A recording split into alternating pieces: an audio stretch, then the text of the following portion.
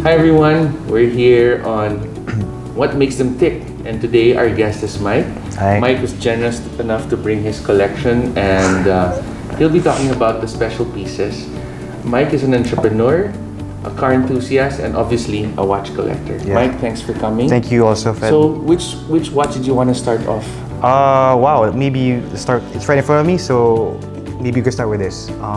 Anything in particular you want me to talk about? Let's start with this Omega right here. Oh, the constellation. Yeah. Okay, that one was actually my birthday gift to myself just this year. So this probably like 3 weeks old with me. I've been looking for a pipeline constellation. Actually, I would say since I started the collection. I'm actually, if you can tell, I'm a big fan of the small pieces, although some would reflect otherwise. But I'm actually more a fan of the size, like vintage pieces. So why that? First and foremost, I think this model represents what Omega is to me, which is basically an understated brand, but also undervalued. Did your dad or grandfather by chance have a watch? No, it's really more of me falling in love with the piece. I think it's because of the dial design, the pipeline design, that really caught my attention. So when I saw a really fresh one, guess where I found it? I think I got through eBay. I was searching, I found a really fresh one, and it was near my sister's place in Portland. Wow. So I kind of figured it would be easy for me to ship. Yes. So you got it in this condition? Yes.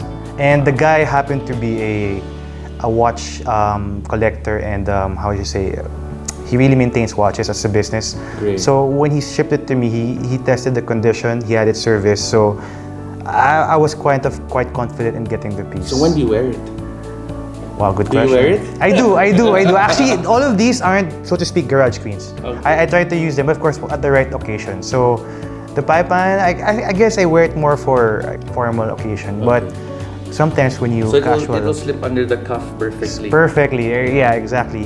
And I think what I like about it is because back, siguro, maybe 3-4 years ago, the value was really quite low, and now it's going up in value. I didn't get it because it's going up in value more, but it's more of like it may be harder for me to find one in a mint condition and at a reasonable price. Okay. So I got lucky. It's a piece from 1966, if I'm mistaken. And then now we move on to your Speedy, which I know you just got. Again, another watch you just got. Yes. I got married last May, and my aunt, sister of my dad, came up to me and said, "Hey, your grandfather would have wanted you to have this." And boom, lo and behold, at first she told me, "I have a watch for you." What is it?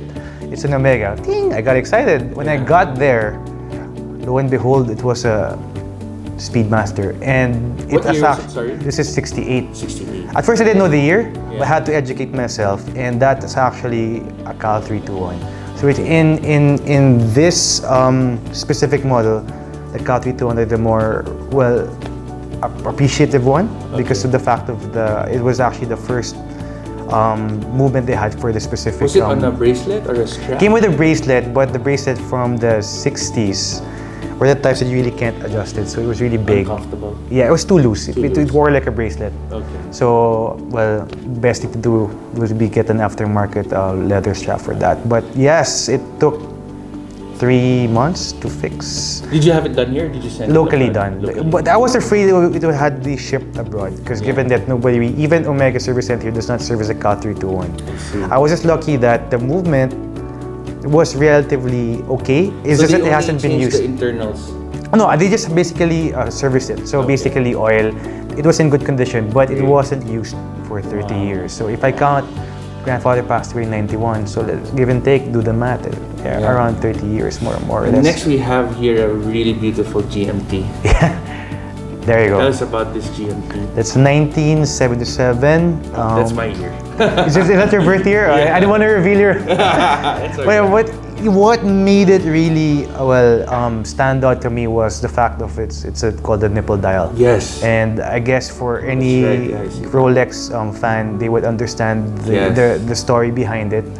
So I was very Was lucky. the bracelet also with Yes, gold? the gold. I have the bracelet with me. Under the clasp or? Sorry, if I don't really recall the bracelet. Because there's a year, right? That. Yes, there was a sort of transition. Yeah, but never mind. But yeah, I took out the bracelet because it was just too loud. I couldn't wear it on a regular occasion. Like it would really call attention, and I really don't want to attract. Lose your hand. Well, that too. So unnecessary attention. So putting on that bracelet. At the same time, notice I do a lot of leather strap. It's more to preserve also the condition of the bracelet. Anything else you want to tell us about the GMT? Oh, where you found it? Wow. Okay, this one, it was sold on in a local Facebook page. Okay. And I think it was just posted literally 5 minutes on, and So I you were saw just it, waiting. and things just fell into place. That It was an accident. Yeah, well, it was an accident. Well, yeah. So I was lucky that it was there, and it was a relatively good price. Okay. So I didn't hesitate anymore, given the fact that I know it goes up in value, and it's hard to find. And I was actually after a Coke GMT. Okay. Regardless of what year. Yeah. Maybe I was aiming for somewhere in probably like a mid-90s, but I think this was a better option. So for now, It's but a beautiful watch. yeah, everybody compliments that piece, and I'm happy. I'm really happy. So where do you get your leather straps from? A mix I do get from different sorts of people, just to try out their material. But yeah, I think Is there a favorite one? Paulo 18, that's him. Then Box 82. It's really, it depends on what type of feel you like. I get more of my formal ones from Paulo 18 because his finish and his materials are quite hard to find. Like on the Grand Seiko, like you'll see later, really nice material. Then for more casual, everyday use from Box 82. And this other Omega here. Everything's related to my wedding. My wife gave me that. Wow. We had a rule on our wedding day, Okay. no giving of gifts. Okay. So like it happens in all the weddings, like you get this surprise from your wife, surprise from your husband. Beautiful. And I stuck by my word that I really won't give. Yeah. And I made myself look stupid on my same day edit because I didn't give anything, and she gave me one. So it was a trick. Yes, she was like, "Oh no, giving it." Sure, testing she you. was probably testing me, but hey, I think I still won, right? No, but kidding aside, I was really looking into buying the vintage version of that. Okay. But the values I saw online were really skyrocketing already. I was looking into it at least a year ago, and they were going for 150, and I was already hesitating. And now they're already, I think, at 200, 220. So I actually got a good deal considering that I got obviously a brand new piece. Of course, as a reminder of my wedding. So I would have to say that is my favorite watch. Okay. For the record. For the record. And we have time for one last. Would Sure. it be the Submariner or which one would you like to share? Probably this one, Datejust. the Datejust. Yeah. I mean, Go ahead, please. Tell us. the Datejust was. It's on a Super Jubilee. Yeah. Well, my wife is Chinese. Okay. So I guess This was in the- traditional sense. I gave her the day I proposed to her, I gave her a Rolex as well. And I guess in return, I was surprised the family gave me as well. So that's a piece I would really treasure. Yes. First and foremost, Is this the piece is really nice. 36 millimeter? I would think so. I would think so. With Yeah. the Super Jubilee. I actually tried it on a bracelet at one time. Okay. It really subdues the feel of the look and the vibe of the watch, but in all honesty, if you have a watch like that, best on this bracelet. So I put it back on. So what's next, Mike? What's the grill watch for now? Wow. To be honest, I have this rule. Maybe I just might also say it. So I don't overspend on watches. I have to keep it within my box. If I want to buy a certain piece again, I would have to sell. I guess that goes a long way when it comes to saving. Okay, so I'll just wait for the merchandise. Yes, at least saving my pieces. But if I were to really find another piece, I guess it would have to be a Daytona. Okay. I mean, the steel. Is there a particular Daytona you're thinking of of? stainless steel, of course. I'm not too much a fan of With the the ceramic two-tone. or without? Non-ceramic. So I Vintage? guess Oh, non-ceramic. 90s. So that would be 90s. So Black, white. I guess white. White. I guess white. That would be that piece. And if I were to take out one, because of course a certain rule, Master.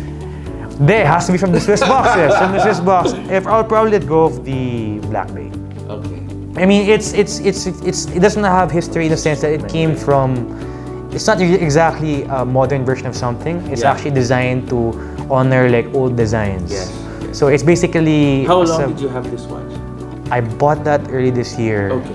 In remembrance also of my. I sold well, I think you know my grandfather's a car collector. Yes. I sold an old car of his that I really couldn't afford to keep anymore Okay. for other reasons more than just maintaining it. But so in remembrance of him, I bought that piece. So I'm guessing the car was ready. Not really. Okay. The reason why I got the Black Bay, again, I guess I love the vintage look. I think what's consistent here is vintage, so it kind of brings back. I know somebody who's looking for a Really? Black Bay. Really? Oh, then let me know. Let me know. So basically what makes it, well, for me, nice. I like the fact that it's in-house. Some people would say the ETA version or the ETA version is better because it's more parts. But I guess the fact I'm that with you it's for the in-house, Yeah. I mean, it is I understand. Tudor, it is Rolex, so you get the movement that is. People say the problem there will be years from now when the movement, when they say the servicing of that one, you have to replace the movement. But Okay. I'm sure for a Rolex, I don't think before that the time comes that I have to replace it will be years from now. Probably a problem of my kid, not mine anymore. So for now, I guess that would be the most disposable, so to speak. And if a Daytona comes along, then I'll let you guys know. All right. Mike, thanks for joining us. Thank you. Guys, thanks for joining us and watch out for the next one. All right.